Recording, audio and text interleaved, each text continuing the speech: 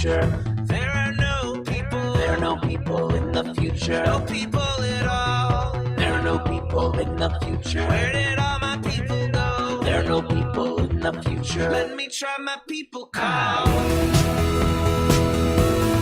Where are all my people?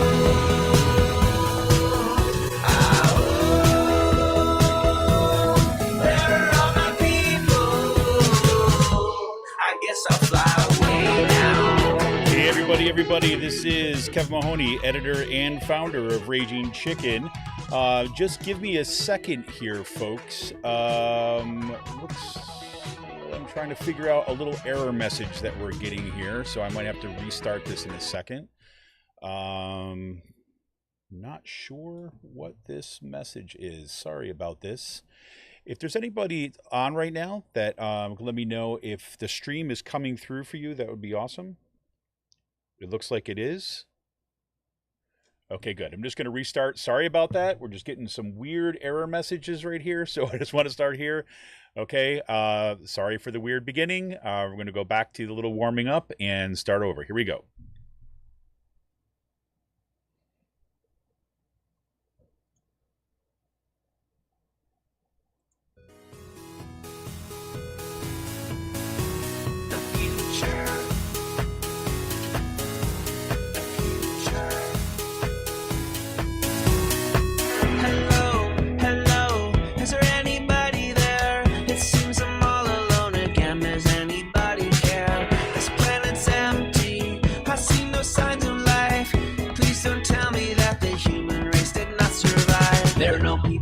The future.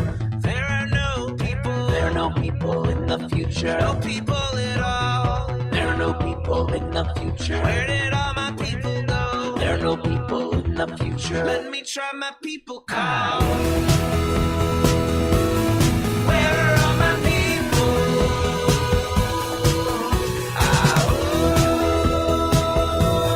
Where are all my people?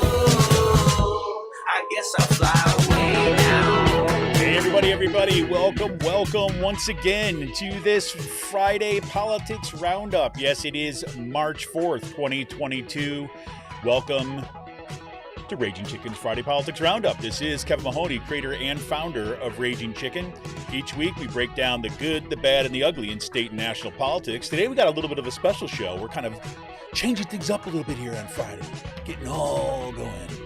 You can help support this show by becoming a patron for as little as $5 a month. Head on over to patreon.com/rcpress. You can also help out the show right now by heading over to our YouTube channel if you're not there already. Smash that subscribe button, like the stream for this show, and hit that notification bell so you know every time that we go live.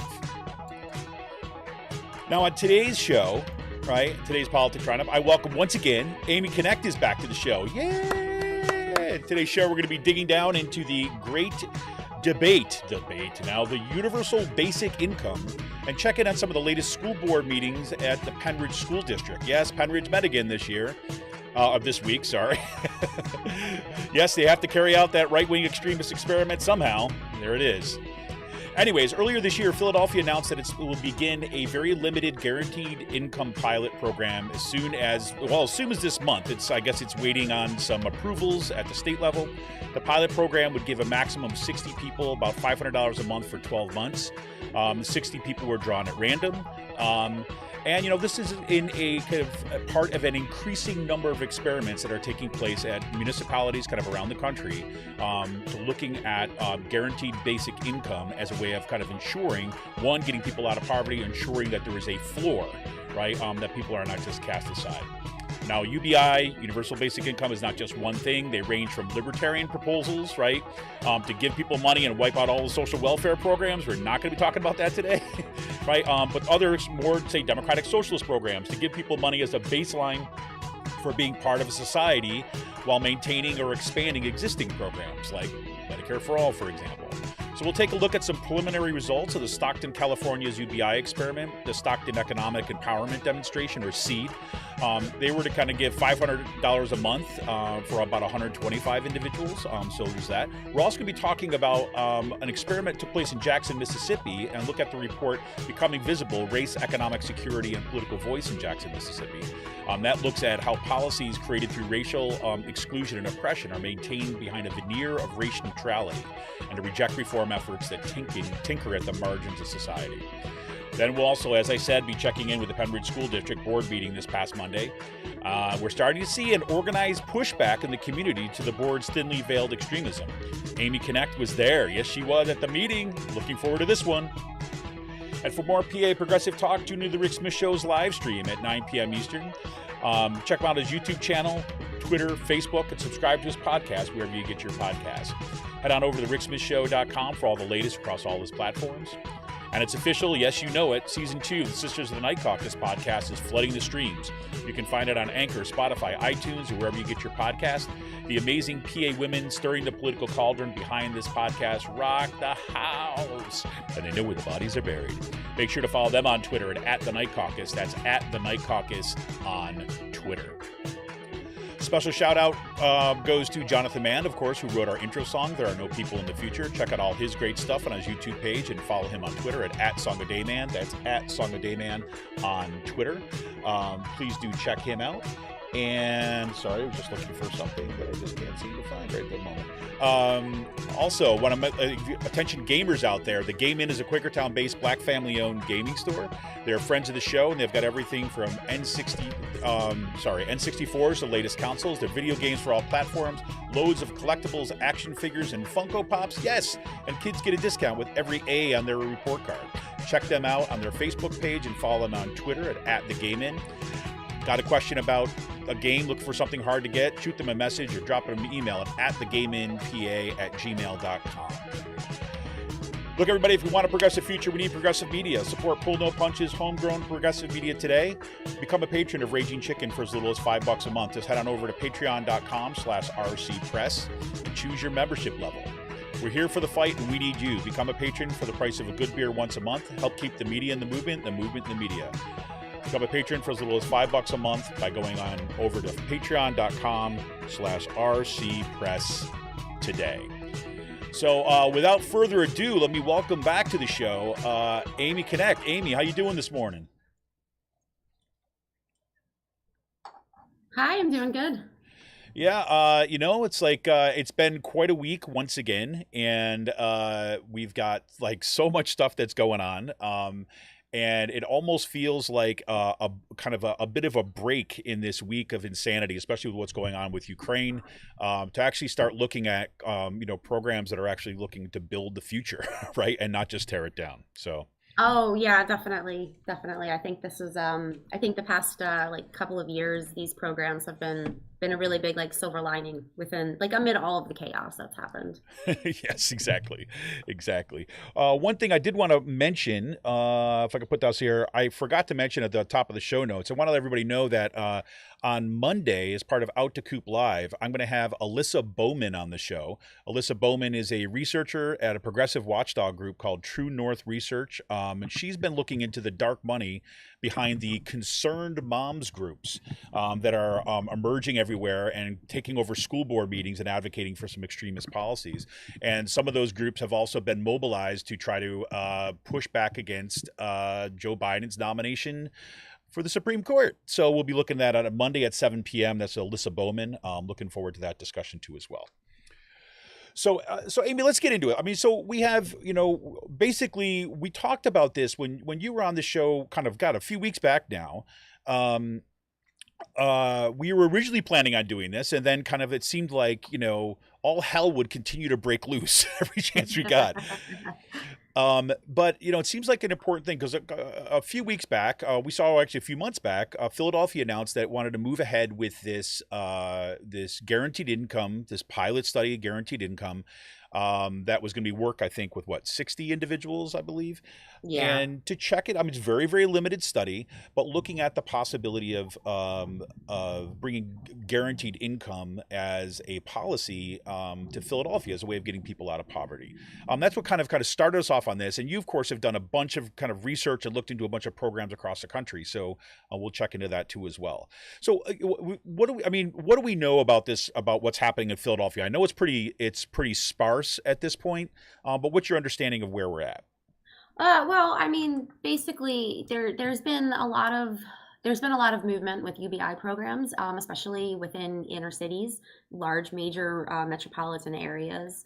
So I think Philadelphia was definitely on the list to be looked at. The city hasn't been doing well for the past couple of years. Crime rates are up, poverty rates are high.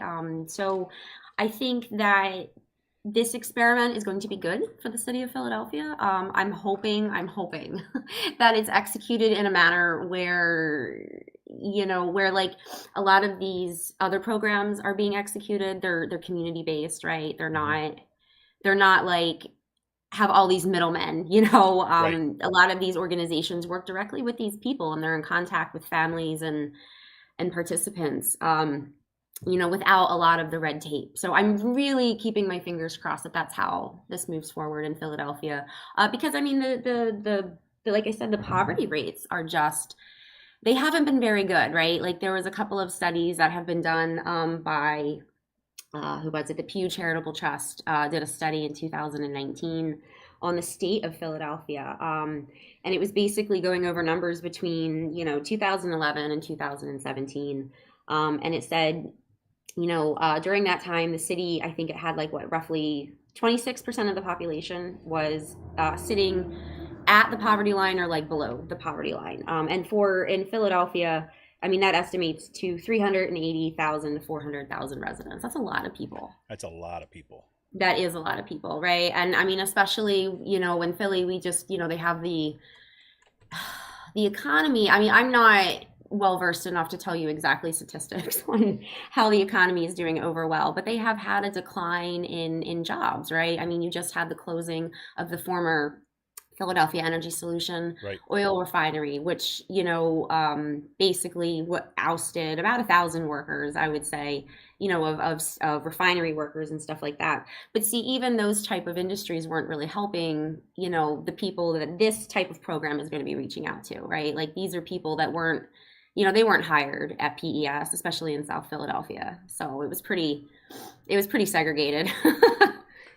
100%. And you make a good point. I know we were back and forth a bit with the show, and you've been doing some research on this too as well. And, you kind of mentions some of the history. I mean, Philadelphia, not only is Philadelphia one of the poorest major cities kind of in the country, it's also one of the most segregated, right? And that has a long history that goes back to the redlining all the way back in the 1930s and so, which is, so we've got these kind of racial and economic kind of overlapping kind of oppressions, exclusions, exploitations that are going on there in Philly. Oh, definitely. I mean, the Philadelphia Inquirer had put out an article, front pager, back in October of 2021, and it was talking about, that Philadelphia is actually one of the most diverse cities, but it is one of the most segregated, and that's crazy, right? And then exactly. I have this copy of this newspaper, and it lists, it was a Sunday paper, and it gives you a whole map of Philadelphia and the breakdown of, racial composition and stuff like that. And then, when I was looking at these reports from the Pew Trust, if you take their information and kind of overlap it on top of this map that the Inquirer had put out, I mean, it pretty much matches up, right? So, I'm going to say the whiter the area in Philadelphia, the higher the income levels, and, the darker, so to say, areas of Philadelphia are showing definitely subpar income levels, which, there should be no reason for that, right? That's policy right there. 100%. And so, I mean, we're going to look forward to this now, because right now as we were talking about before the show, I guess the pilot is, they were talking about in the article that they had on this in WHYY, saying this could roll out as soon as March, which obviously we're in March right now. But it has to undergo a certain, a review, right, at the state level to make sure that they're allowed to do this program. Is that right? Yeah, that's what the information was saying, and it's stating too that they want to make sure, the people who are running this, they want to make sure that the participants aren't going to be affected. So if somebody is, say, has food stamp benefits or something like that, this cash assistance, this, I shouldn't say cash assistance. It's more of, it's a supplemental income is what they're going to be getting. But that has the possibility of affecting someone's eligibility for food stamps, right? Because you would have to include that as in your total overall income.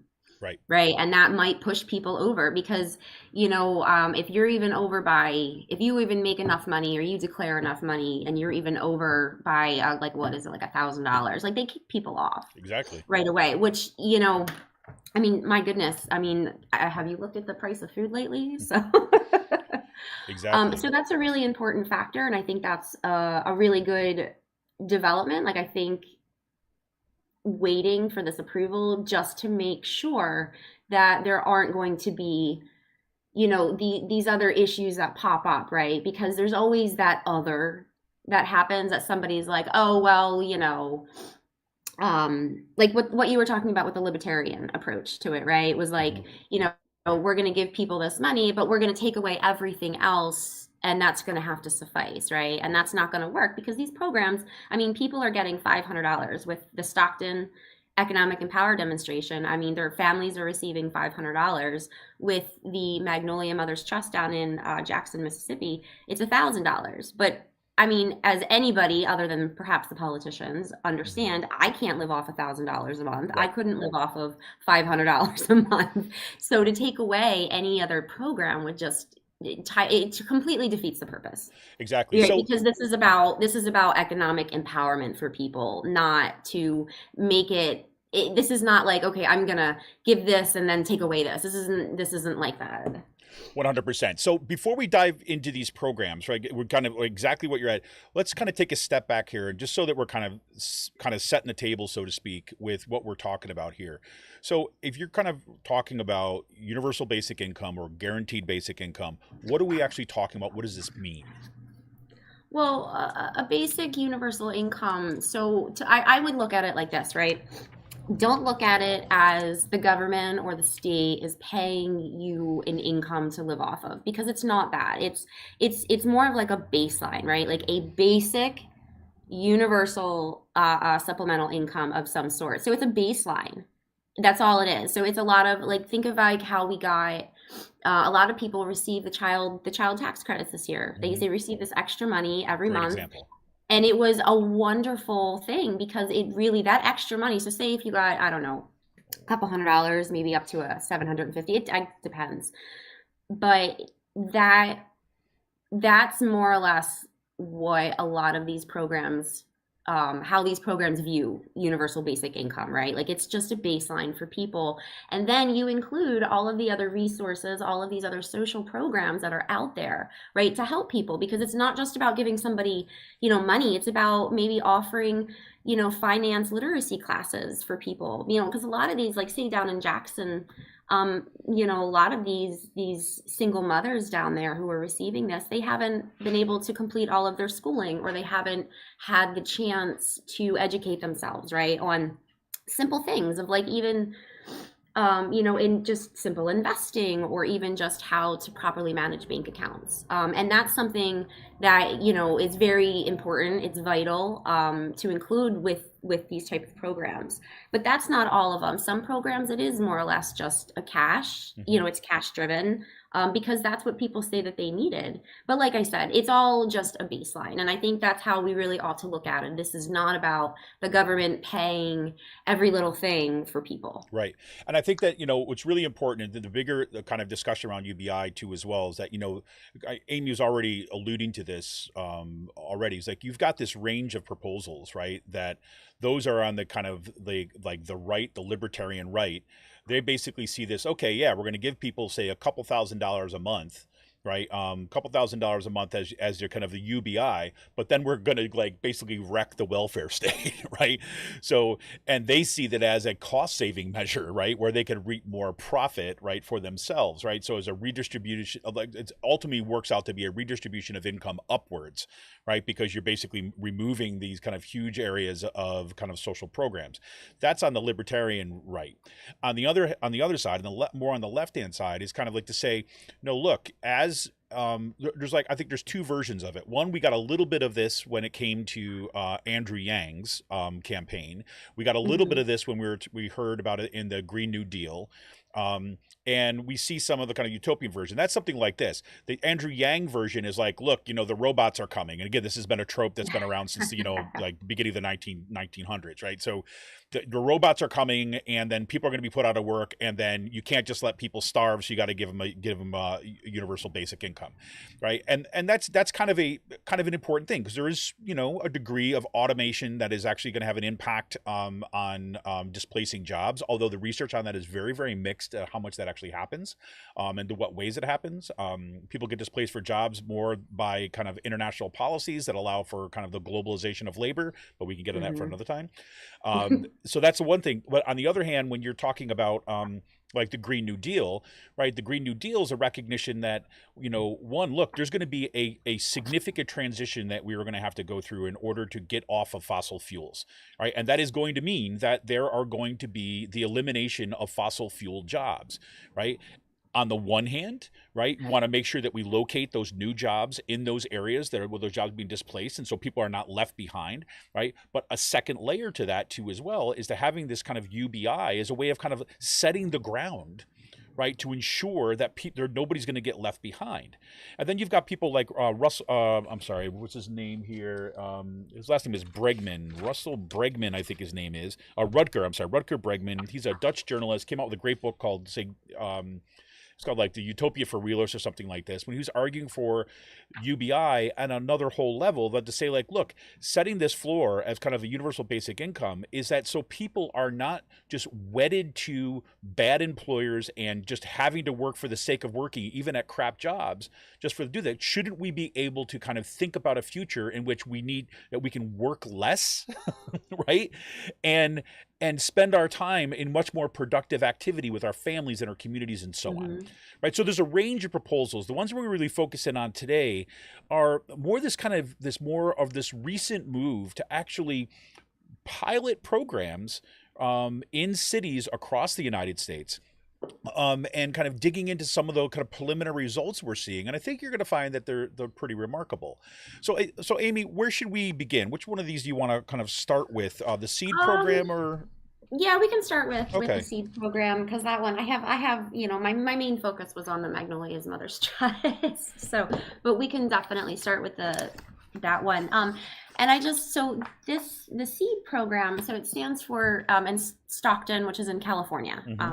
So this is the Stockton Economic Empowerment Demonstration. And this was actually the very first mayor-led UBI program in the country, which is really interesting.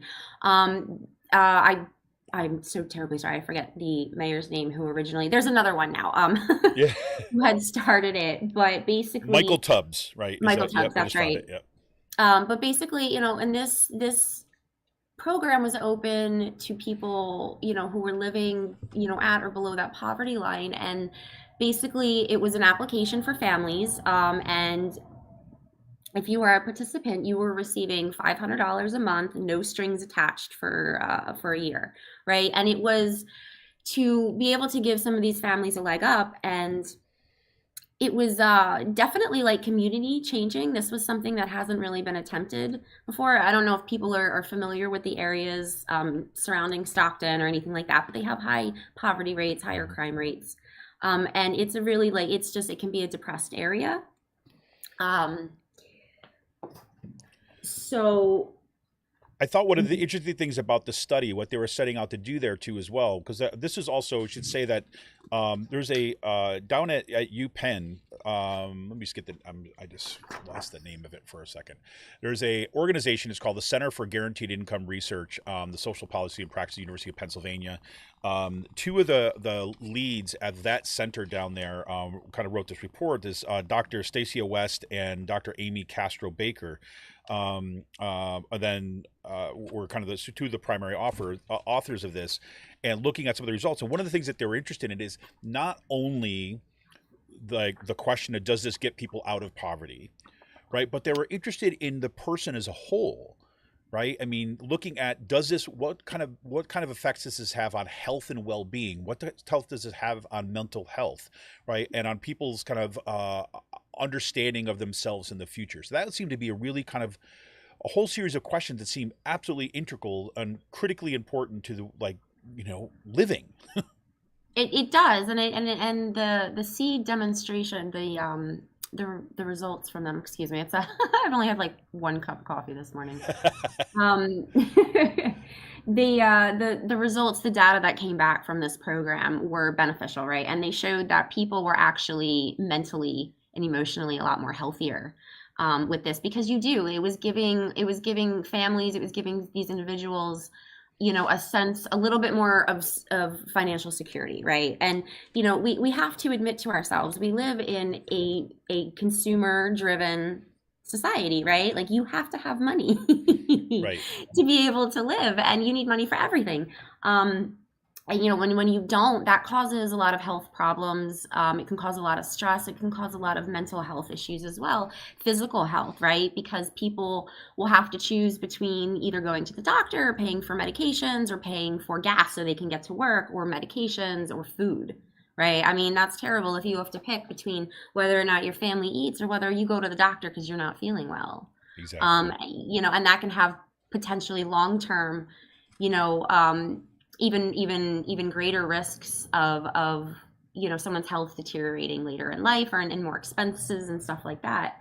But with the SEED program, they had found that, let's see, so this was started, I do believe, in 2018, or was it before that? February 2019. 19, that's right.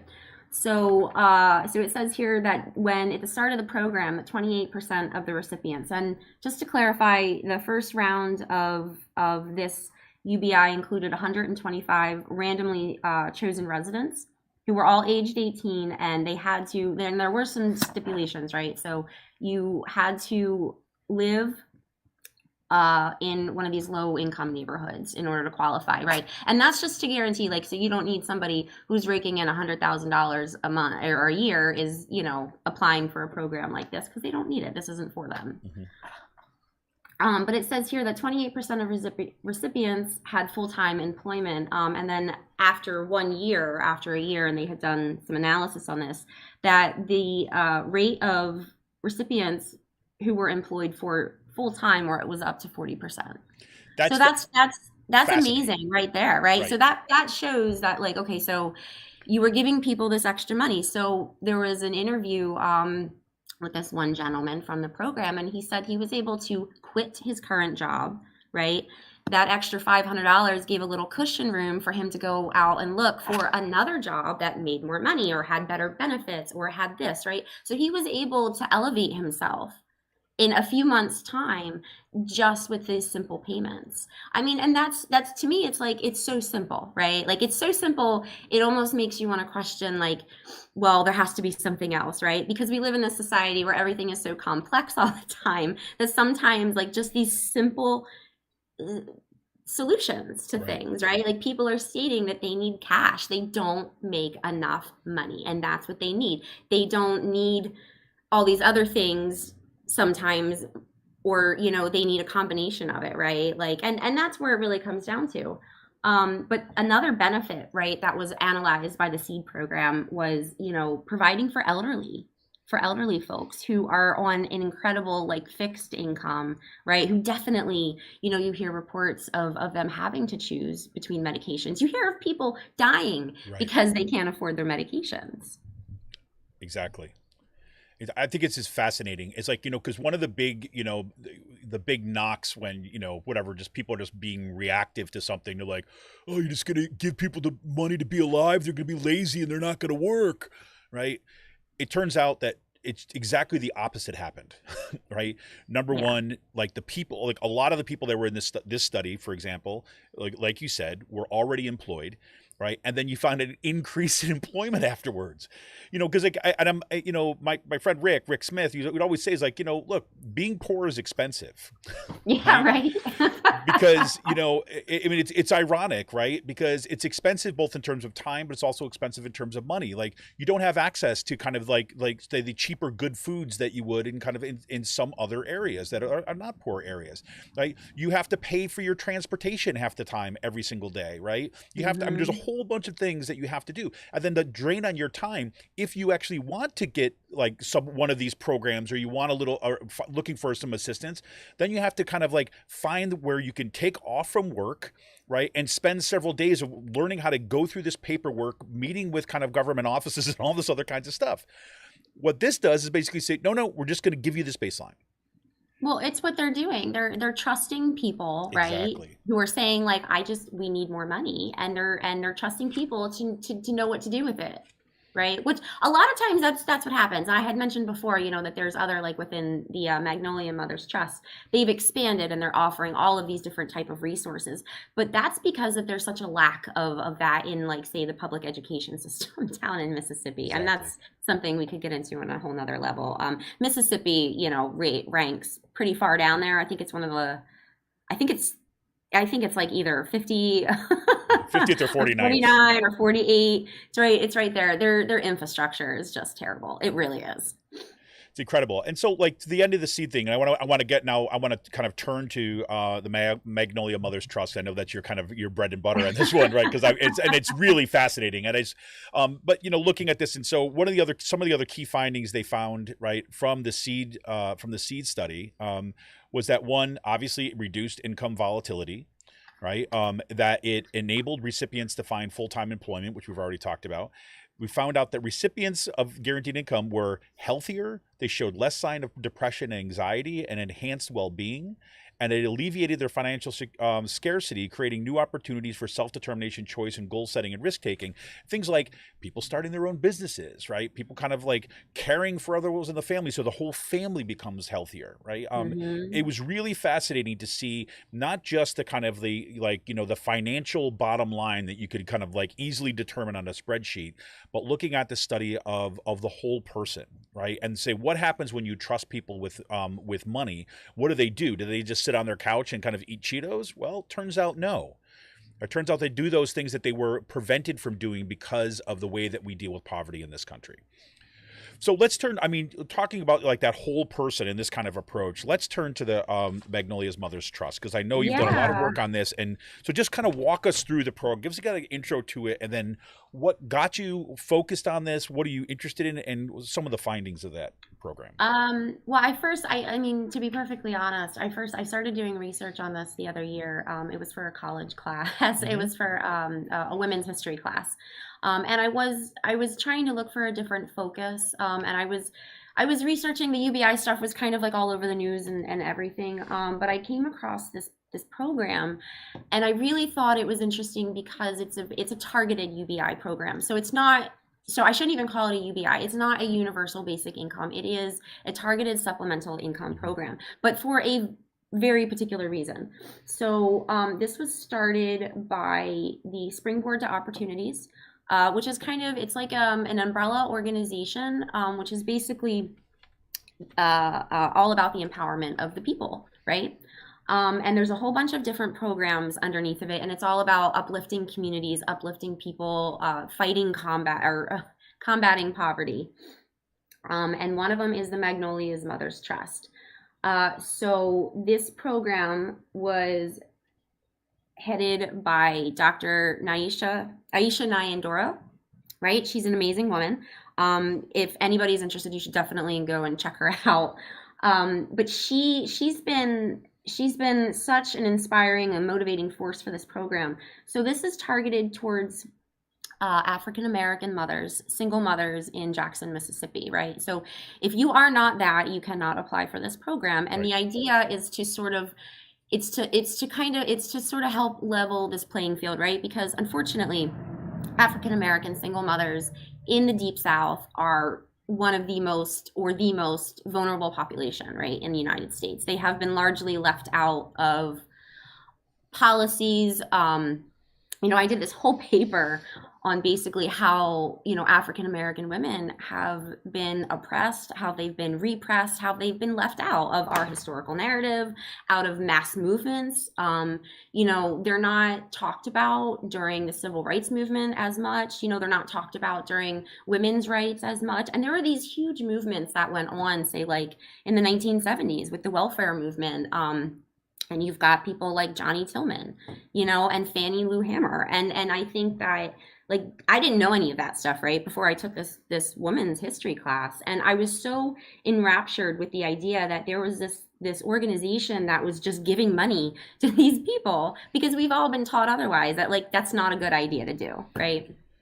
So it started in response to that, when people say this, when they, responds to this idea that, and I've heard, I wish I could tell you who I heard say this. It might have been this Rutger Bregman, say the number one cause of poverty is lack of money. Right?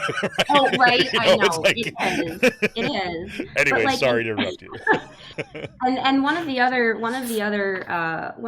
factors that really drew me to this program was that it definitely it's a tool to fight racial discrimination.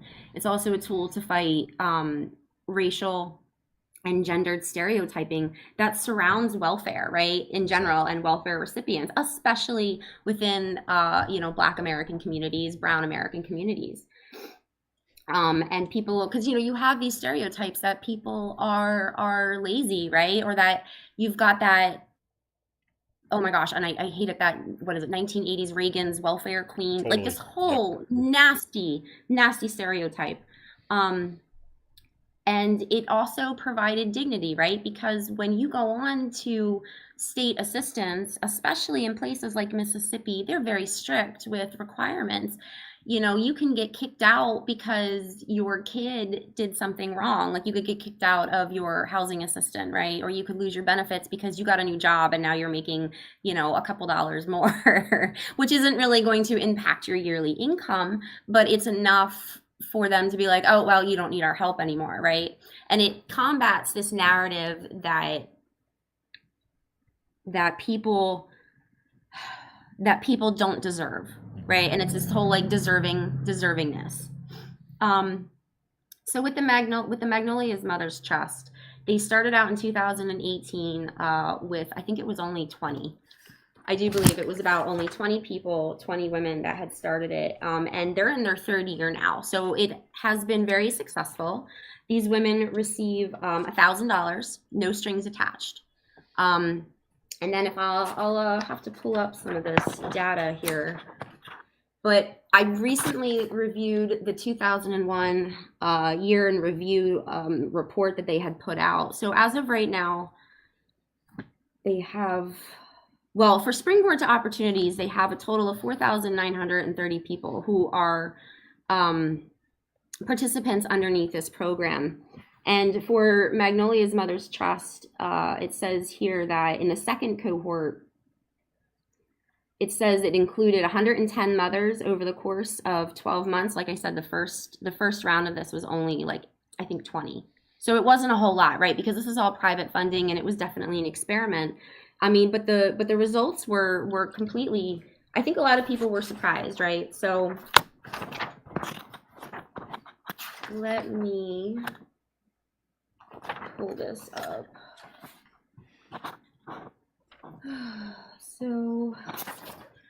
So you had mentioned a report, right, that had got put out by the creators of this program. So you have Aisha Nyandoro, you have Rachel Black, and Alita Sprague. Mm-hmm.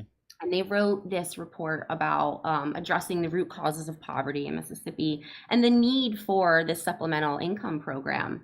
So paired with, the state of Mississippi's ultra-conservative legislating body, Black women were being kept in a cycle of poverty and being punished for it, especially within the anti-poverty programs, right, which are supposed to help, but they're not. And, within these programs, there's a deeply entrenched belief that poverty is solely a consequence of individual choices, right? And it's not that. It's poverty, or it's policy choices. And, the Magnolia's Mother's Trust basically allows these women to kind of, like, circumvent some of these restrictions, right, by giving them that $1,000 a month. they can afford that childcare. So maybe they don't need the state assistance for that, right? Or they're able to go back to college. I know one woman had said she was able to pay for her childcare, go back to classes and get her degree, right? Which we all know, raises her chances of getting a higher paid job, right? And it raised her mental health. It raised the mental health status of her and her family. Another woman was able to stay at home and care for her elderly mother who was very sick. I mean, these are programs that these are things that happen to everyday people, and a lot of people are stuck being like, I don't know what to do, and they get stuck in a cycle of poverty, right? Because they apply for assistance, and then the second they so what if they get laid off of their job? Well, then they get kicked off of assistance because they're not working. Right. Like it's just this whole, and a lot of it doesn't make sense. And then it said, how is it that you go apply for jobs, right? Spend your time looking for and applying for jobs when you're gonna have to pay for childcare, and you don't have the money to pay for your childcare because you don't have a job, right? I mean, that's how insane these policies are as they exist now. Well, it is, and then basically these women are told, well, that's your fault, right? Exactly. Like that's your fault. It doesn't matter that the state has no access to, it doesn't provide a whole lot for people. They don't provide adequate education. They don't have adequate healthcare systems, so yeah. And I think what was also interesting is that, welfare, this whole idea of welfare and UBI, it's not new, right? This whole idea that we need to empower our most vulnerable women, especially of color in this country. Like I said, Johnny Tillman, she advocated for this back in the 1970s, right?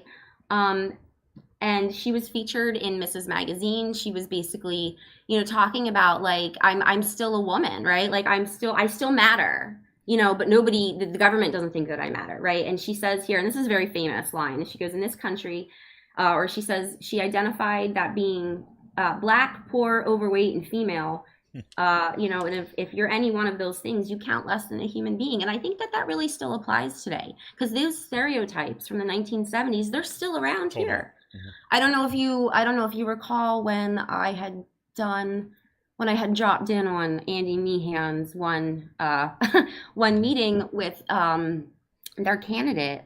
He had talked about the political candidate. He had talked about cutting costs, right? Cutting costs at the state level, and basically what he was alluding to was cutting the cost of social programs that they felt were hemorrhaging money, right? And so that's code for basically stating, we're going to get rid of all these social programs because we don't need that. And that's what happened. And that's what Johnny Tillman and women like her were fighting for. And that's what people like Dr. Aisha Nandoro are stating with these programs, and especially in the Deep South, right? These are women who have just been basically thrown to the wayside, and society is we don't care. We don't care. We're not going to give you money. We're going to keep you, we're going to subject you to this cycle of poverty. And there's so much that goes into this, right? So in the essay that I had written, I talked about all different types of oppression, economic oppression, right? Even simple things that go down to the tax code, which I am not skilled enough to dissect here. But there's all these little things, and it's all a bigger part of the systemic racism, right? And it affects everybody. It affects these women, because these people, there's no reason why these women aren't part of the workforce, and they're not part of society, right? We have so much to gain from it. And this is about community building, because it's not just helping these particular women. This is helping their children. This is helping their families. This is helping all of their their communities around them. So if you want, I can read off a few statistics. Yeah, too. Go for it. Yeah. So it says here that so for 2021, right, the ability of mothers that had participated in the program, the ability of mothers to pay their bills on time increased from 27 to 83%. That's a huge jump up, that they're able to pay that, whether they're using the money to pay for their bills now and then they can put stuff in savings, or whether they're able to go get a better job. Right. And it says here too that some of this, it says that the percentage of mothers who were able to save for emergencies increased from 40 to 88%. And then the biggest one that got me, right, is that because nobody wants to see people go hungry, is that mothers reported an increase from 64% to 81% in their ability to have enough money for food. I mean, that's just it right there. We have people living in this country, one of the wealthiest nations, one of the wealthiest countries in the entire world, and we have people struggling to put food on their table. Like, that doesn't make any sense, but that's the capitalist society that we live in, right? 100%. And I think that, this goes right back to, I'm reminded once again of, and I say this on the show quite a lot lately, the Heather McGee's book, like The Sum of Us, where she's kind of tracks some of the ways that these systems work. And at the brutality of, you have American capitalism kind of coupled with American white supremacy, right? And that kind of history, which is, of course, as an aside, why it's all that much more important, right, to be able to interrogate these things in our educational system, right? I mean, to be this as part of how we're thinking about this stuff. And, I'm reminded is that one of the things that I find so fascinating and so encouraging about these programs, this one in particular, because you have the kind of data, and it's a significant, and this is the other thing too, it's a significant number and it's ongoing, and it's not just like, say, 500, it's like, you got a nice payment, right? For here, which allows a whole bunch of other things. And the other part of this, right, and I always remember these debates between like the free market versus the state, that doesn't really, I think, really capture the way that both the state and the free market work together, right, to kind of perpetuate a system of oppression and exploitation in the way they do. Like now I think that's growing up as a white kid, right? But there's a time where my sister is mentally handicapped because of medical malpractice, which I've talked about on the show before. My parents got divorced when I was about 5 years old, and that immediately cast us in poverty, right? Because like my mom couldn't work because my sister was handicapped, and because after this stuff, suddenly we're kind of thrown into chaos, right? So we had to rely upon things like food stamps, right, and kind of and all this assistance, and we lived like that for a while. And again, for us, we were lucky because when my mom eventually got remarried, we were slowly able to kind of dig ourselves out of poverty. So by the time I was probably 13 or 14, they both had, my stepfather and my mom had teaching positions so that they could actually start to pay off all the kind of the debt. It took them years to do that, though. But the point being is that one of the worst parts of that experience, right, other than like powdered milk, which I could still taste it when I say it. Okay. Yeah. Other than that, and wondering if we're going to have enough money or what kind of food we're going to have, or having neighbors come by and drop us off. Because they were also like, picking up extra spare food and cheese food down at the kind of distribution center and handing us their extras. So we had something for that week. The worst part about it is that in order to kind of qualify for all of the assistance, you have to basically open up your lives to like the state.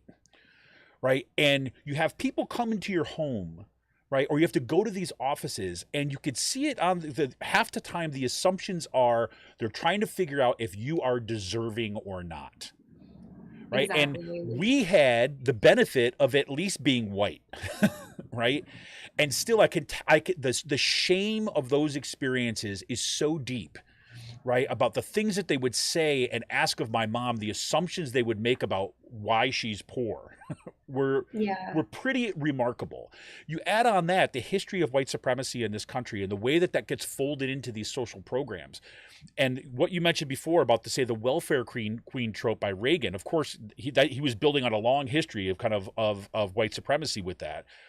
But imagine that, like, you basically being freed up from that camera lens always on your back, trying to determine whether or not you are deserving and worthy of being able to eat. Yeah. Here you've got this program which takes that off the table, right? It says this is unconditional, right? You don't have to kind of prove like that, you are the moral, upstanding citizen that goes to church every week. No, right? You got to be a mother. Yes, there's conditions like that, but other programs are a little bit different. And you can meet your basic needs, improve your mental health, right? And you're not under the constant surveillance, right? That constant reinforcement of white supremacy. And I think that those things in this program in particular were really remarkable to see, especially when you get into some of the stories of the people there. Yeah, definitely. I mean, and especially in the deep South too, right? Like there's a history of strong racial discrimination, this economic oppression as well, which is something that I had, touched upon a little bit with it. Well, I mean, I that was basically my whole essay, but it was one of these like contributing factors too, right? For the need for a program like this. According to the National Women's Law Center, in 2016, 21.4% of all, Black women were living at or under the poverty line. And that included 1 out of 6 children. 1 out of 6 children are living in poverty in the United States. And out of that statistic, you have 1 out of every 3 are African American or of browner black skin. And then for women too, I mean, the stakes are even higher. I mean, you've got 38.8% of black female headed families, that with children that were living in poverty. And like I said, there was this definitely alludes to a long history of this, right? So, there was an interview on NPR where there was an article that talked about women of the welfare movement, and that and then during in the South, state officials would actually go and like cut off assistance to them during cotton picking season time. Yep. I mean, like if that's I don't even have any words for that. Like if you want to talk about dignity, not giving someone dignity, I don't. It's just terrible what these people have to endure down there. They have eligibility requirements. You've got restrictions on how much you can make. You would have restrictions. I know back in the 60s and 70s, women weren't allowed to date or get married or have a relationship because it violated the stipulations of receiving welfare assistance. I mean, the government is like literally in their bedroom at that point, right? Like that's ridiculous. And there's no reason why you didn't see that happening to other portions of society. You didn't see that happening to white men. You didn't see this happening as much to white women. And then this stuff wasn't talked about. It's not discussed, right? So then you would have Reagan, who came in the 80s, who talked about the trope of the welfare queen. Yet he's the one who was like, oh, we have to cut all of these social welfare programs, right, from the civil rights movement because they're wasting money. So then he created this mass populace of just communities in poverty. Yeah, 100%. And I think, the example you gave about, penalizing kind of women, right? If, especially when it comes to, well, I remember it like this, right? I had friends actually like this. I remember in high school having these conversations with someone is like that. They had their mother, right? They were on welfare. They're African American. Their mother, they were lived kind of single family, right? But their mother had been in a kind of a long-term relationship with someone for a long time, and they considered this person their pop, right? Mm-hmm. But because they were not married, he couldn't live with them. Yep. Right. Because if you found out, right, if the way that the codes worked, right, if that kind of African American woman in particular, right, was sitting there and would have someone in the house, a male living in the house when they were unmarried, then they would get their benefits taken away. Yeah. And that just is kind of like, this is the administration, like the administratizing or whatever of what you had during slavery and Jim Crow. I mean, when we had the kind of destruction of families there, and this was kind of rolled in. I remember like Michelle Alexander's work, right, on this, when the new Jim Crow, where she tracks the way that systems of white supremacy and the slaveocracy in American capitalism have gotten rolled into different forms to produce the same results. And this is just a perfect example of this. And, and again, once again, this program is a way to just kind of like try to cut the rug out or pull the rug out from underneath that kind of dynamic. Oh yeah, definitely. I mean, and like I said, these practices, like, so, this happens in a lot of different places, right? Like this isn't just in the Deep South, but in the Deep South, in these, and I'm going to say in these former Confederate states and these states that actively, fought for segregation and Jim Crow and all this, like, I mean, these things are still happening, right? These types of repressions, just this all up in your business, right? Like all the time sort of thing. But like they even say like, so Springboard to Opportunities, the organization who's overtopped the Magnolia Mothers Trust, found out, they identified by talking to people, right? So they went out, the people who worked for them, they went out and said, asked these families, what do you need? Like, what do you need most? And cash, right? Cash assistance was the number one thing. And I had found out that, at least in Mississippi, because that was, well, maybe not because, but this being that it was one of the things that people needed most, it was also one of the programs that was being systematically eroded, right, by the Mississippi legislation since about 1996, which then you have this trend, this rising number of families in poverty, right, in deep poverty.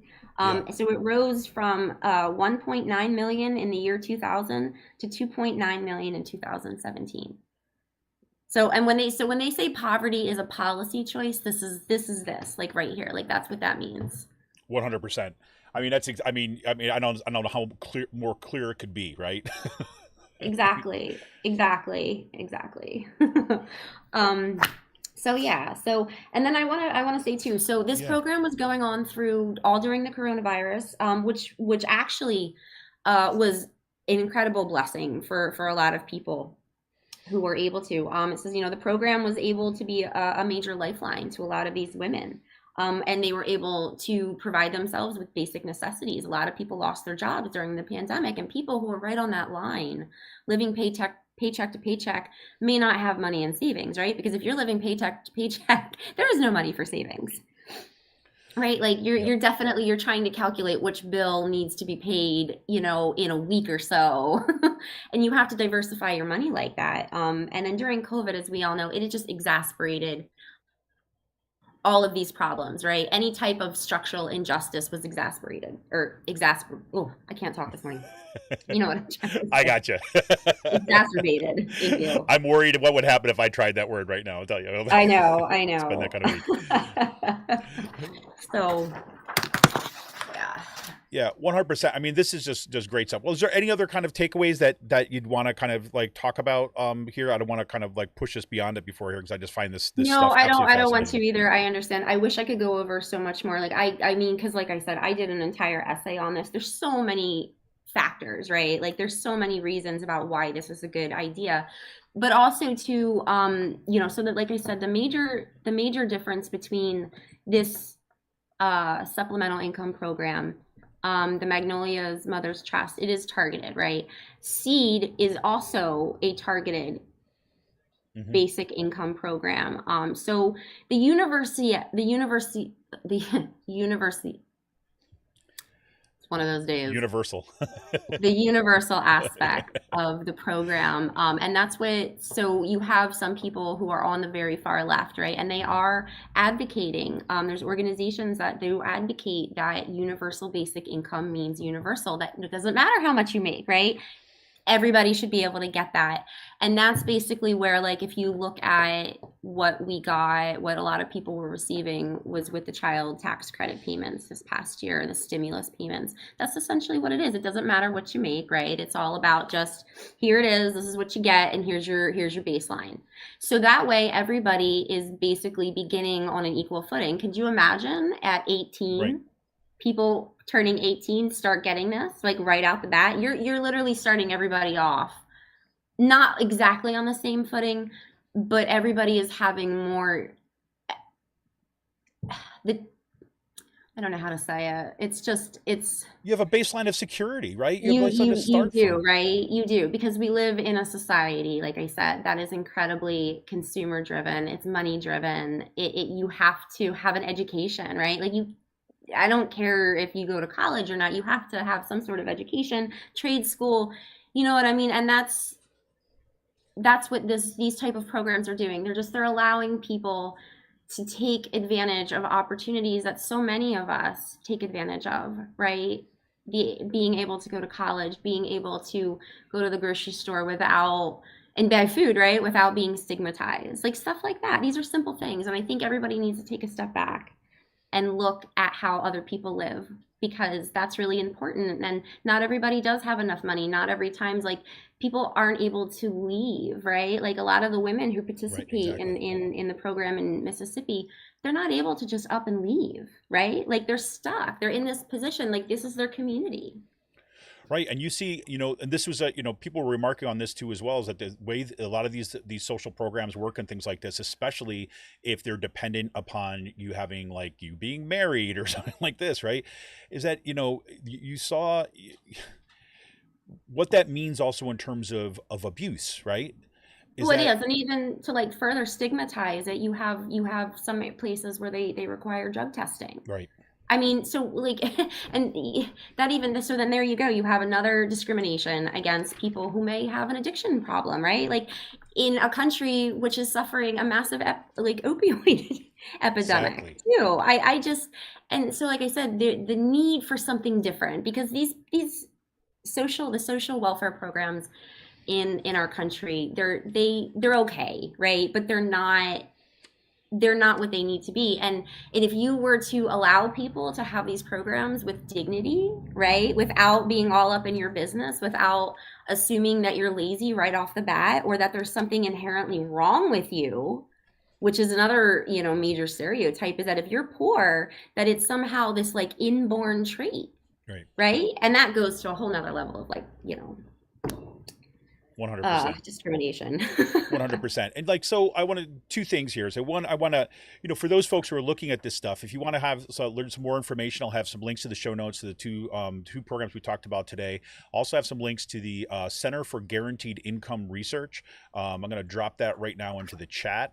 If you're kind of more interested want to see some of the research in the background, because they're doing some really cool work. And this is not just something that is on the margins of some couple random things. So we mentioned, just the Center for Guaranteed Income and Research, the ones that they're working on right now. You have, again, we mentioned the Stockton example. Stockton, California has this program going. New Orleans has one. It's called the 4.0 Rooted Schools Youth Cash Transfer Pilot. You've got another one in St. Paul, Minnesota, called the People's Prosperity Guaranteed Income Pilot. You've got another one in Richmond, Virginia. You've got another program that is happening in Columbia, South Carolina. You've got another program that is happening in Los Angeles, California, and a bunch of others too as well. So check out what they're doing. You can see this is really, really fascinating. The other aspect of this that I want people just to know is like, this is actually something that is not new. This has been around for quite some time. And there was, this came up when UBI was getting discussed a little bit back in, say, 2016, 2015, when this really started kind of getting some traction in public media. There was a great article in Dissent magazine called The False Promise of Universal Basic Income. The title is a little bit misleading because they're not saying that UBI is bad. I just want to be clear. It's they're trying to kind of like make us have a distinction between what we see happening on the libertarian, like the Silicon Valley people that want to see this as like libertarian future cure all to everything, versus what is the policies that are more left leaning. But anyways, there was in the 1970s, there was a bunch of programs that were looking at exactly this. And there's this one in particular, the largest in North America, took place in Dauphin, Canada. And this is from the article. In the 1970s, Dauphin, Canada in the 1970s was an unexpected success across the board. When people were guaranteed an income above the poverty line, around $19,000 a year for a family of four, they stayed in school longer and spent more time with their families, while hospitalizations, domestic violence, and mental health complaints declined. In 4 experimental programs across the United States around the same time, meanwhile, people consistently worked fewer paid hours and put most of their spare time into parenting, independent artistic pursuits, and education. It turns out that people aren't indolent when they aren't forced to work, though that'd be such a terrible thing, they say, but they just do the kind of work that they actually want.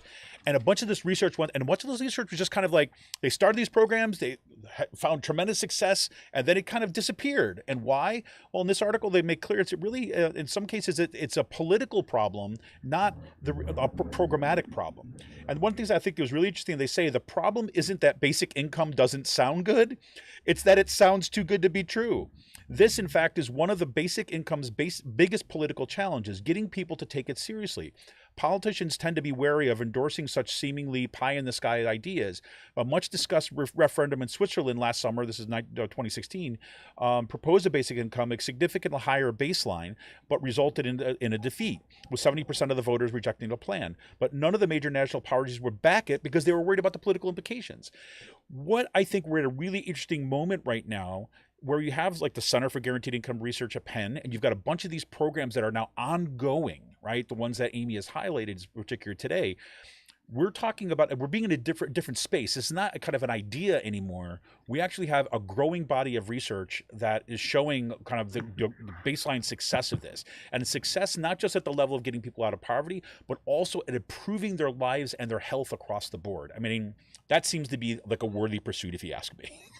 Well, I think so, because it's adding this entire population. You know, it has a potential to add a whole group of people, you know, to who are like living on like the edge of society sometimes, right? Because like when you're poor, like you can't participate in a lot of things, like even simple things like going to the movies, right, with your family, taking a long weekend vacation, you know what I mean? That's exclusionary. Like being poor equates to exclusionary, you know, or equates to exclusion. And so often, you know, the working poor, people living in deep poverty, you know, they get mixed. And what you were saying right there, this actually reminds me of one of the things that Biden had said in his State of the Union address, right? And he talked about the middle class. And he talked about, you know, we need to build our country like out from the middle. And he's talking about building up again the middle class, but like that's not gonna work, right? Because that's not addressing poverty issues. Right. It's not. It's definitely not. You know, and basically, you know, there was an article in Market Watch a while ago that talked about UBI and stuff like that, and how that it might be even like undemocratic, you know, and it basically was going off of the viewpoint that people are just receiving handouts, right? And that's the type of mind frame that you need to switch up, right? Because it goes back to that deservingness. And it reminds me kind of like what Biden was saying about building out from the middle.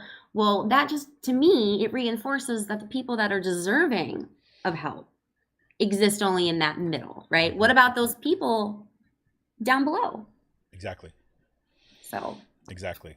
Yeah. Well, we'll definitely check out more. And I do have to say too, I've reached out to the folks kind of over at the Center for Guaranteed Income and Research, and we'll see if we can get somebody from that center on the show to talk about this a little bit deeper and looking even more into some of the research. I think this is one of these, you know, one of these things that I'm really interested in continuing to pursue. Is looking for people that are working on significant solutions along these kind of lines, right? Where we're thinking about the horizon that was given to us, for example, in the Green New Deal, when we were able to kind of imagine a different possibility and looking concretely at what this would actually mean. And there's people already doing some amazing work on this stuff, so we're going to check that out. Mm-hmm. Yeah. So listen, we're going to take a quick break, and when we come back, we're going to talk a little about the Pennridge School Board meeting this week. Yes, they were back in session, and well, I'm just going to leave it at that. So we'll talk about that on the flip side of this. This is Kevin Mahoney, editor and founder of Raging Chicken, here once again with Amy Knect. And we've been talking to you about a little about UBI, guaranteed income programs that are all over the place, springing up all over the place, I should say. Really fascinating stuff. We'll be back after this quick break, and we're going to talk about the Pennridge School Board meeting and the joys of it is of being here in Bucks County. This is Kevin Mahoney, editor and founder of Raging Chicken. We'll be right back after this quick break.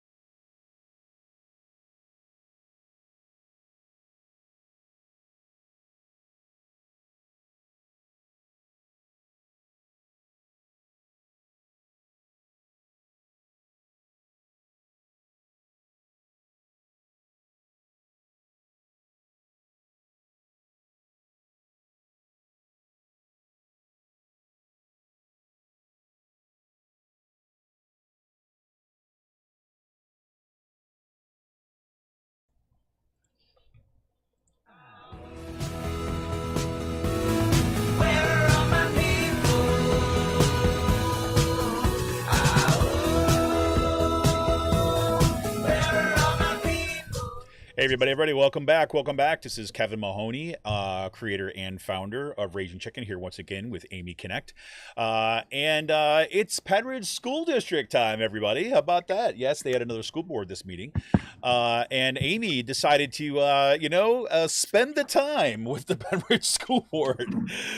So why don't you take us through kind of what you saw? I mean, I was able to watch the recording of it afterwards, but how would you characterize what went down on Monday?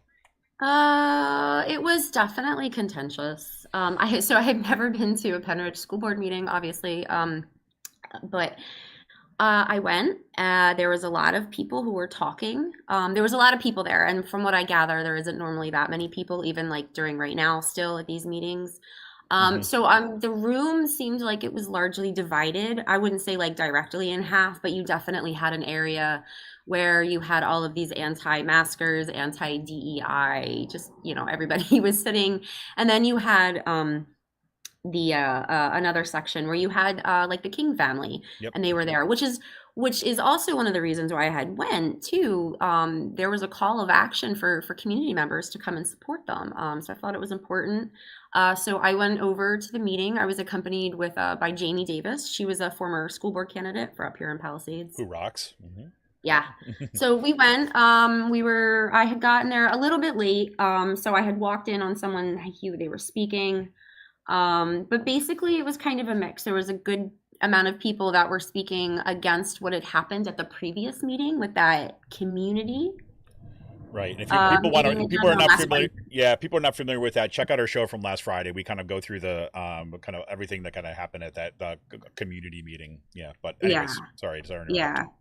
So there was basically like, and a lot of the stuff that I was hearing from people is a lot of the same stuff that you hear at a lot of board meetings right now, right? Like at least in Bucks County, you had somebody who was talking about how the meeting the previous meeting on that Wednesday was totally inappropriate.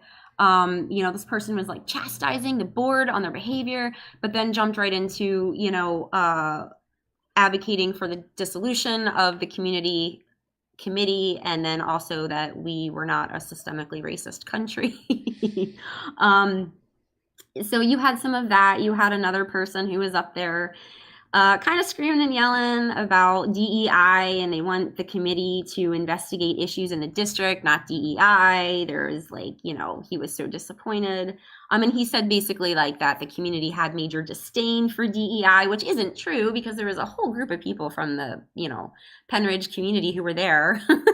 Right. Advocating, for this, because that was the whole purpose, right? That of establishing this community committee, right, was to investigate the need and to further, I guess, the inclusion of like DEI policies and stuff like that. I mean, that's my take or whatever of why this community committee was happening in the first place. But then to find out that they've been, working on this for months and nothing has happened. But I got to tell you, probably, I think the worst behavior came from Joan Cullen. Yes. At the school board meeting. I was rather appalled how she reacted to people speaking. She wouldn't make eye contact with people. She wouldn't look at them. She was very I don't know. She's very cold. She's a very cold woman. Mm-hmm. Well, you find, Joan, for those of you who don't know, Joan Cullen is the chair of the board of chair of the school board. And, we've talked about her on the show before because she is really the tip of the spear when it comes to the kind of the takeover of that school board among kind of the extremists. And she's remarkable in the way that she manages to, one, keep herself kind of like a seemingly like reasonable and accommodating, right, while being like fomenting the worst among us, right? I mean, it really is a skill. I have to say. And one of the things that you noticed at that meeting too is like, well, first of all, like kudos goes out to Adrian King, right, and the other folks that organized to get people out at the meeting. It was phenomenal to see. Now, look, we should say people have been organizing to get people at the meeting for a while, but this one was a really distinctive kind of a response to what had happened at the community meeting before. And by having people come out like that in kind of like in groups with an agenda and idea about why you're there, I thought came through was really powerful, and that was really good to see. But that didn't stop. Like the folks basically saying, "Look, we elected you to get rid of DEI, and you haven't gotten rid of it yet, right?" Well, and that's just it too. And that was like, I think somebody who, I don't know if it was at the meeting or after the meeting, but they had brought up the whole fact of like Joan Cullen even being on that committee anyway. Yep. She's never hid the fact that she was anti DEI and SEL. I don't even understand why she was even on that committee. Well, it's because to stop it, right? Precisely to throw the wrench in the machine, and she's really, really good at doing that. Like, for example, what's crazy, what she's always been extraordinarily good about doing is say, look, like we're not trying to get rid of black authors. Look, we're proposing black authors, right? There's black authors that we're saying were excluded that should be put on, and of course, the black authors that she's putting on there are like the most extreme right wing people you could imagine, who happen to be black, right? Who are preaching anti like DEI, that racism is not like, systemic and things like this. So she hides behind these kind of identities and thinks, wait a minute, I don't know what you're talking about. And like, just really gaslights everybody else. I mean, she's remarkable. And she wanted to be on that committee after she killed the, I mean, think about this. People had worked on that DEI thing for several years, right, to come up with that curriculum, and it was ready to go after all this community work. And in one meeting, she was like, "No, we're gonna get it done, and we're gonna ship it off to the side committee." And then she starts a side committee, and she does nothing but stonewall and kind of undermine it every step of the way. I mean, it's incredible. Yeah, definitely. And even so, and then so the biggest issue, right, was that at this community committee, the other Wednesday, was a woman had come up to make a public comment, right? And she ends up attacking Dante King and his wife and their business and this, a nonprofit that Adrienne King runs. And, trying to link it somehow to like funding of DEI. They try to make it like a conspiracy to profit off of DEI. That's what they tried to say. Oh my gosh, it was, and it's so silly. And you couldn't hear all of this woman's speech at that meeting. But here she got up on the last school board meeting and she read the same exact like commentary that she had, and she was allowed to, the same exact thing. So she was again allowed by the board to attack, a family of Palisades and their business, which, on things that didn't really have anything to do with the school other than the fact that, people were on boards or people were on committees, right? That's what it really comes down to. Right. And then we should say that the woman who made that attack against Dante King her name is Kim Badillion, and she is not just a kind of like a concerned mom or something like this. Kim Badillion is the head of the Pennridge GOP, the Pennridge Republican Club. Right. So she is one of these folks who's been immersed in the kind of the right wing discourse around race, right wing discourse around school boards across the country. So and her son too, because he was there and he spoke as well. And then I found out that he doesn't even have children in the district, that he sends his kids to private school, and he was railing about DEI initiatives in Pennridge. I was astounded. Yep, 100%. And I think that, well, in some ways it's actually was good to hear your take on this for having not been to one of our board meetings, right? Just to kind of see firsthand, because I do think it's the kind of thing that you just really you need to see, right? You know what I mean? Yeah. Because Oh yeah. the way that the dynamics work on that school board, it's remarkable. Well, it's not even the school board. I was appalled at some community members who were going up there and speaking. There was another woman, and she was blasting Dante King about a shirt that he was wearing. As he wore a Malcolm X T-shirt during Black History Month. That's and she made this. Yeah, and she was.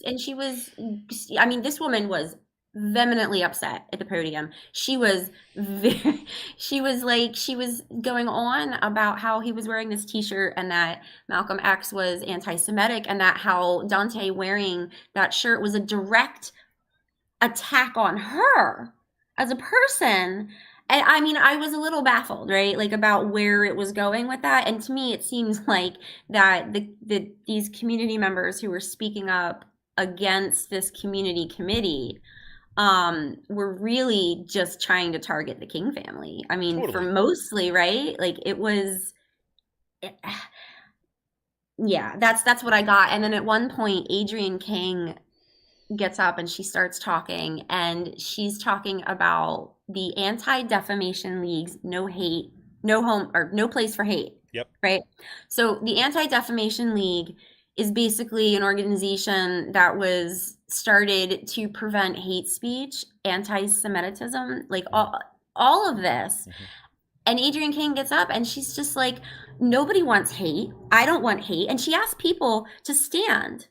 And the woman who was going on and on and on about the attack of yelling about Dante wearing a Malcolm X t-shirt. I mean, she doesn't stand up. And here, this is the No Place for Hate is an organization put on by a Jewish organization. Like I just, my mind was just kind of in circles thinking about some of these things, because like just the hatred. I was really taken aback. We've had some very contentious meetings at Palisades, mm-hmm. but I was a little taken aback. Like I said, I must admit, and I've never been to a board meeting over there. But if this is what's been going on for years, yes. I am truly sorry. It's remarkable. Well, look, I mean, it's like, one of the things that there's a few ironies that come in here, which of course, hypocrisy, like on the right, hypocrisy is just kind of what you eat for breakfast, right? I mean, it's like, so it doesn't register as something like that they care about, right? They have no shame when it comes to this stuff.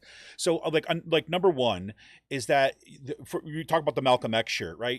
Yeah. Like here's like, the hypocrisy, right? The hypocrisy is like the claim is that there's all these like people that are being oppressed because other people, right, feel that they don't want their feelings hurt, right? Because there's all these snowflakes that are out there, and like so that they can't handle just kind of like daily discourse. They got to learn to toughen up. But when it comes to them, right, somebody wears a Malcolm X t-shirt and suddenly the world is assaulting them, right? You're talking about like taking away all their income and throwing them in prison because they're so thin-skinned, it's unbelievable, right? So well, and she wasn't even just talking about that. I mean, she completely came out and she stated very like anti-Muslim, anti-Islam statements as well. Exactly. I mean, just the sheer fact that she was allowed to go up there and blast the Nation of Islam like that, I just really felt that wasn't appropriate at a school board meeting. This had nothing to do with the school board. This had nothing to do with the district. Right. Well, and the board allows this type of rhetoric because it's free speech. Because we allow the public. We don't silence the public, Amy. We have people here because they get to express their opinions because it's free speech. This is America, after all, right? It's free speech until a gentleman held up a sign that was a very large sign that spelled out the definition of what racism was, and he was told signs weren't allowed, right? Signs weren't allowed, and then of course you have school security. Or I guess the police. School cops. You guys have cops in your schools. We have to now. Yeah. Well, I mean, and here you have this cop walking over to like stand next to this black gentleman in the crowd holding up this sign that talks about racism, and I'm just like sitting there and I'm like, oh man. Like I was just waiting for it. Like, what is the security cop gonna do? Right. Like, why is he like? What? He has a sign. He's standing there. He's standing up and he's holding a sign. What kind of threat is that? You tell me. Right. Well, it breaks the rules, right? That's what Joan Collins. Well, I'm sorry, sir. Signs are not allowed here. It's very clear in the bylaws that is one of the rules. So it's like you can come up and you could say the most hateful things you possibly want, but if you hold up a sign with a definition of racism on it, then you are excluded, right? I mean, this is the way that policy works, right? In order to keep this going, and I think, and Ross just chimed in and said yes, that not only are there police there, but they're police with guns, right? So. They're not just kind I don't know how safe that makes everybody feel, but I'm certainly not feeling quite that great about that. Right. And if you look at the background, right, again, this is the reason why we focus in on so much of this stuff on the show, right? While Cyril Michaleko in his column has been drawing attention to the extremism that's happening in the school boards, that's the why that as in the coming months that we're going to be doing even more at Raging Chicken, right, to make sure that we're going to be starting to turn the tide of what's happening in our school boards. So I believe it was yesterday, the ADL, who you mentioned, the Anti-Defamation League, just released its new kind of report. It's kind of looking at, they do an annual report that's looking at kind of white supremacist incidents, right? And you'll love to hear this, that in 2021, because that they're looking at the past year, hateful propaganda appeared in every state except Hawaii, with the highest levels of activity being reported in Pennsylvania. Oh, I'm not surprised. Number one. Pennsylvania beat out Virginia, Texas, Massachusetts, Washington State, Maryland, and New York State for the number one spot. So that was 473 incidents of kind of white supremacist activity, right? And so that includes a range. I included a link in today's in the chat for today. So if people want to check that out, it's extraordinarily kind of, I think, important. You can see this. And one of the most prominent purveyors of those white supremacist incidents here was Patriot Front, right? Was that kind of quasi militia group, right, that Cyril has been highlighting in his column, right? And they're kind of like the number one, right? So that stuff is making its way. And you remember they were organizing, they were trying to kind of perform this picnic, right? Supposedly it was supposed to be a community event outside of a school board meeting. And then they got exposed. Cyril was helped expose that it was actually this militia group that was doing this. And they eventually canceled the event. And these are the folks who are now, we think, right, also part of trying to track down, kind of looking for instances of teachers, right, and individuals who are kind of like talking about race in school so that they can go and attack them and they control them online. Yeah, I don't know how you're going to teach American history without talking about race. You just go back talking about, dead white men. That's it. I guess.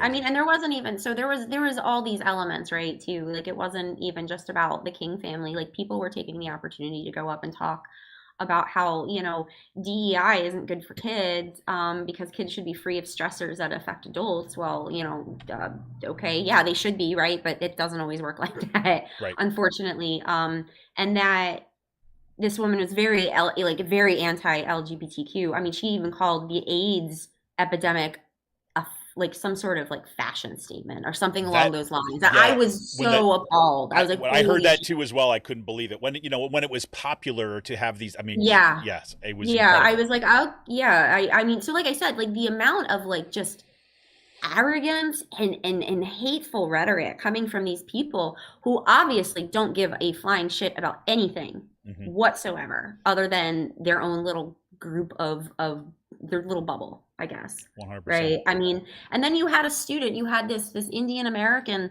I guess she was a student, and she was up there. I mean, how brave of her. And she was up there talking and, representing a small group of people. Yep. Right. Like up there talking. And then you've got these other people who are railing off about, the Nation of Islam. And I mean, they're not making people feel very welcome at this school. And they're saying, oh, but that's not true. But everything that some of these, now this isn't everybody, but a lot of these people who are speaking against diversity, equity, inclusion, are very like, we're not against, inclusion, but we can't have this, right? Or we can't have that, or you can't do this, or, we can't talk about having gender neutral bathroom in the school, God forbid, or I don't know, just like anything like that. It's Yeah, no, absolutely. And that woman in this book, I believe it was Annika Verma, who's actually been she's been an active member in the Bucks County Anti-Racism Coalition, and I believe she's the one who spoke at that meeting too as well, who's also working with an anti-racist group at Pennridge.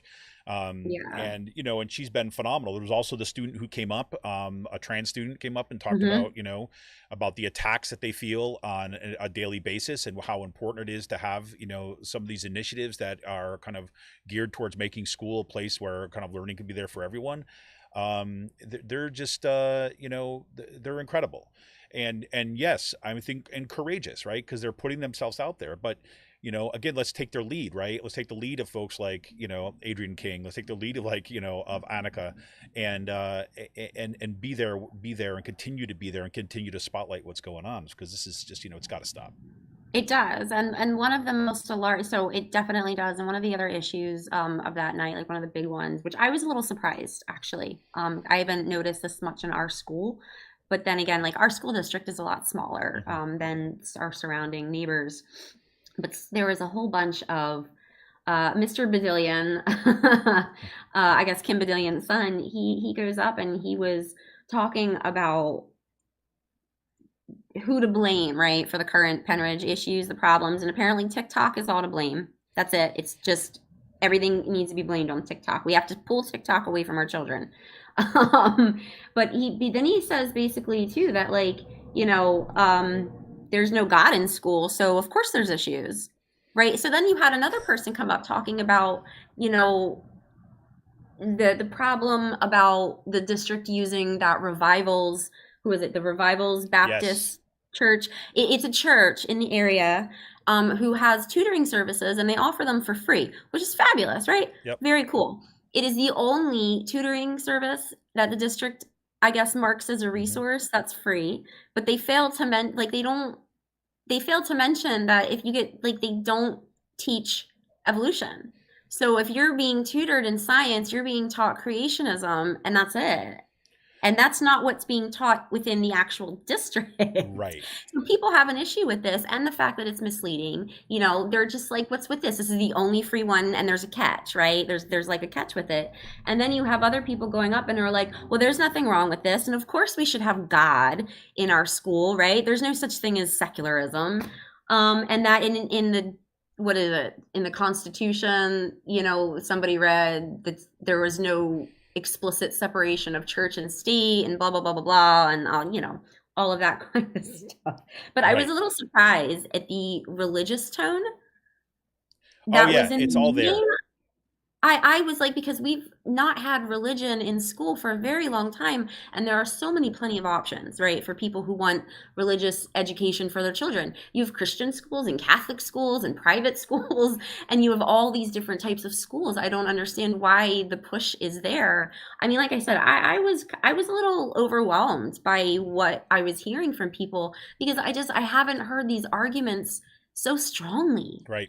you know, at least from so many different people too. And that was really alarming. I mean, you know, Palisades shares a tech school with Pennridge. So it's a bigger community, right? It's not just one school. It's not just Pennridge or Palisades or Central Right. Bucks or Quakertown, right? We are all part of this interconnected, you know, school system. So I think that's really important. And I really do think that if you can do it, like for anybody who's listening, if you can make board meetings at Pennridge, if you can make board readings at Palisades or I mean, Central Bucks, I mean, people should go. You need to Yes. check out and see what's going on.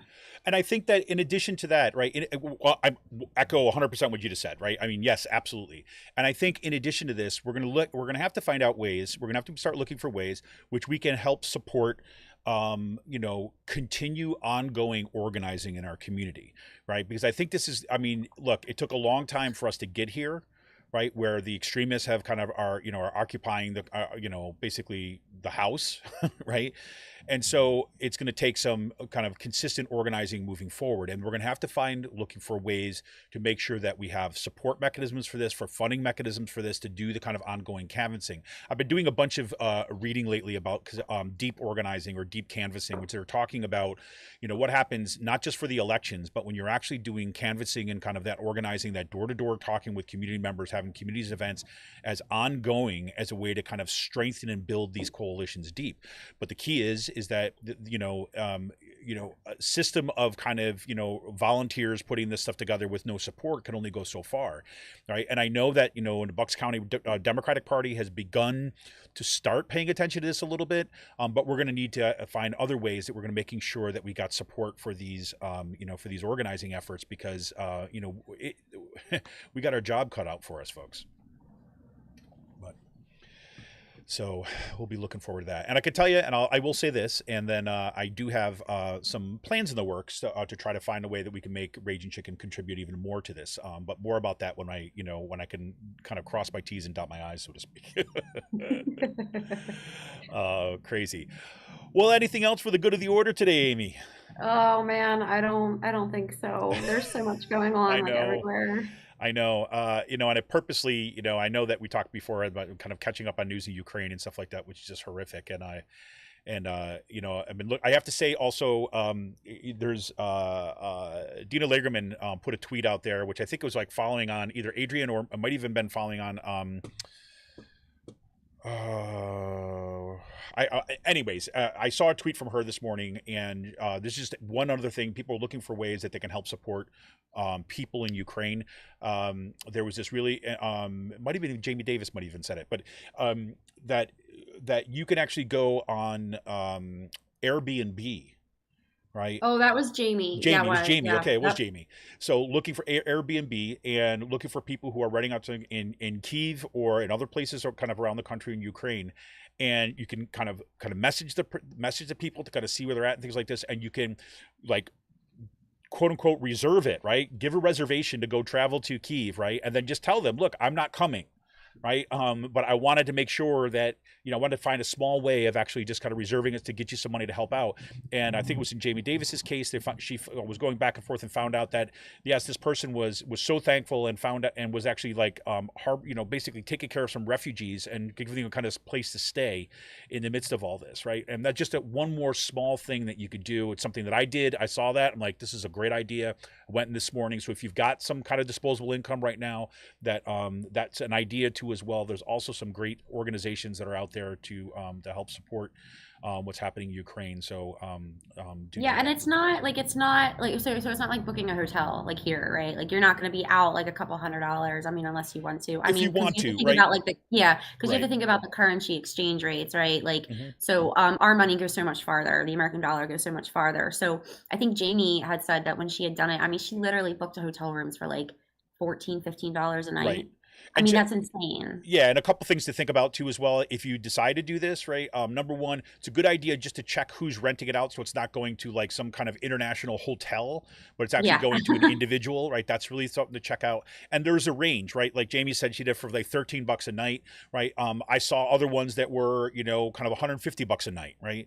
So you can look through all the stuff that's there in order to kind of to find something. Again, it's not an answer to the problem, but I know that people have been looking for multiple ways that they could help out, and I know that we've got something going through our local union at Kutztown, making sure that people are contributing to Ukrainian Humanitarian Relief Society or something like this, based out of Philadelphia. And I gave some money for the independent news in Ukraine. That it's absolutely critical. There's some amazing reporters are doing some work. There's an independent news kind of community based. They get support through Patreon and say donations. I could send that out and put that in the notes too as well. So, but just wanted to throw that out there. Just got one more thing because I know it's on a lot of people's mind. So, all right. Well, so there we go. We're off to the weekend at least. We can say that. So I hope wishing you an awesome weekend, Amy, and thanks so much for kind of taking the time out today to talk about this stuff. Yeah, definitely. And definitely regarding Philadelphia's UBI programs too. I'm sure within the next several months, and within the year, there's going to be, a lot of reports and a lot of analysis that'll be released, which will be very interesting to revisit. 100%. 100%. All right, everybody. This is Kevin Mahoney, editor and founder of Raging Chicken. Thank you so much. Remember, tune in on Monday night on Out to Coop Live. We're going to be talking about the dark money behind the concerned moms groups and how they're looking to kind of undermine our democracy. Again, see ya!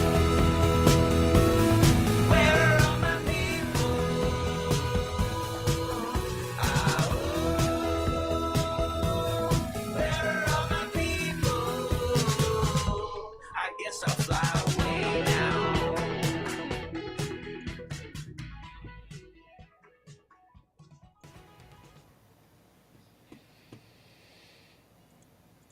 Okay, let me just make sure that's all done.